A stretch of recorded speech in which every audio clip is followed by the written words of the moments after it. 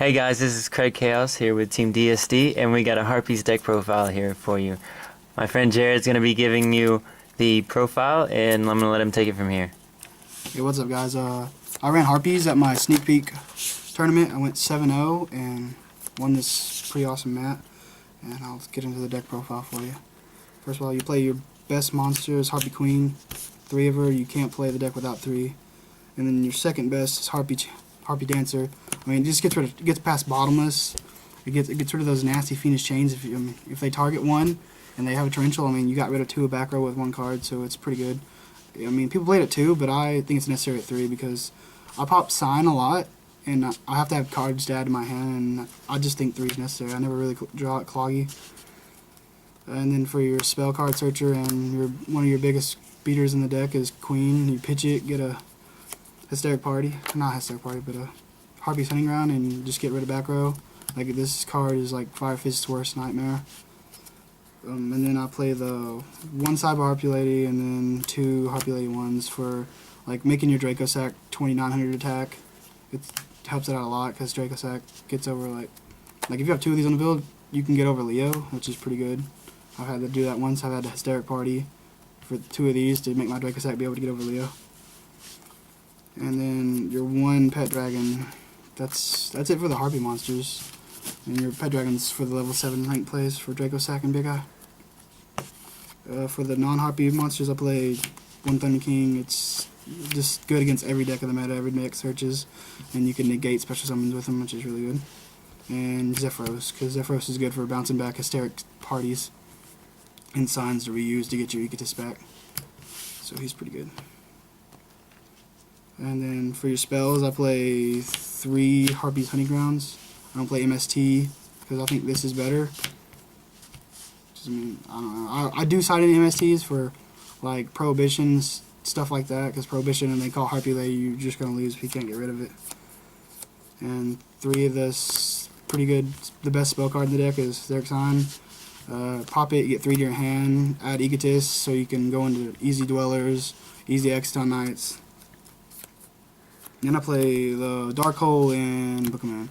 People see people don't play Dark Hole and Book of Moon, but Book of Moon, they say Book of Moon's dead, but this card is never dead. It's one of the most versatile cards in the game.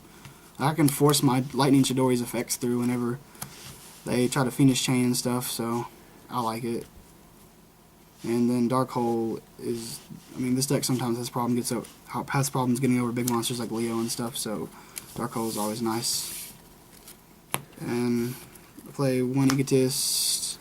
It's pretty good. You start out with Sign. I was thinking about playing 2 because I really like opening with this card, but 2 can be dead sometimes because if you don't have the card Harpie Lady 1 in your hand or in your deck, then this card is super dead if you run through them real quick. Like I drew Harpie Lady 1, Cyber Harpie Lady, and another Harpie Lady 1 in my opening hand once, and it just made my signs and this dead. It was kind of annoying. And then 2 of the best spells in the game is Soul Charge. This card wins games single-handedly. Like, they think they're out to your Hysteric Party, and then you drop this on them and go into 1-on-1, take their monster, Chidori, send their 2 back rows back and set a card on their deck. It's pretty broken. I mean, you don't really need your battle phase with Harpies. You can go into Draco Sack and Big Eye and stuff. So, I mean, even though you can't go to your battle phase, it's still pretty good.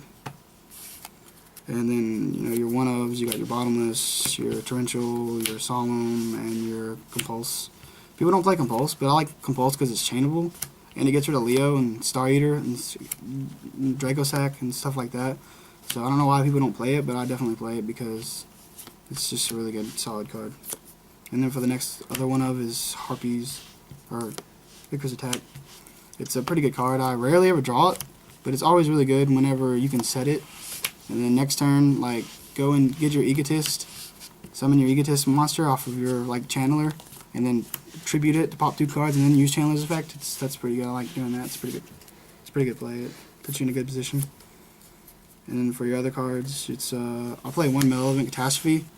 People do not see this coming. Fire Fist players, when they walk into this, it's an auto loss for them. Because if they set 5 and then they attack with their bear after they pop your monster, and then it's just like, well, I guess I lose. And then for the other ones is I play 2 Mirror Force and 2 Fiendish Chain. I don't play 3 Fiendish Chain because it can be really dead in back row. So instead of the Third Phoenix Chain, I got another card to ditch my signs for 3 cards. It's Regeki Break, which is really good because it's chainable, and you can ditch sign out of your hand, and it's just, I think it's really solid in this deck. And then the best trap card in the deck is Hysteric Party. If you flip this, there's usually game when you flip this, because you just swarm the board and just go into Chidori's and Zephyros, that other card that they play in their extra deck. It's like Xeraphine. Xeraphine. Yeah, it's mass negate. It's pretty good, and it gets to like 5,000 attack and attack over some stuff. It's pretty awesome. And that's the main deck. It's 40 cards, and then the side deck is.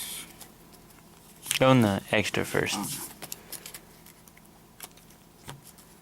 I got my 3 tokens for Dragossack. It's Squirtle, Turn Pikachu.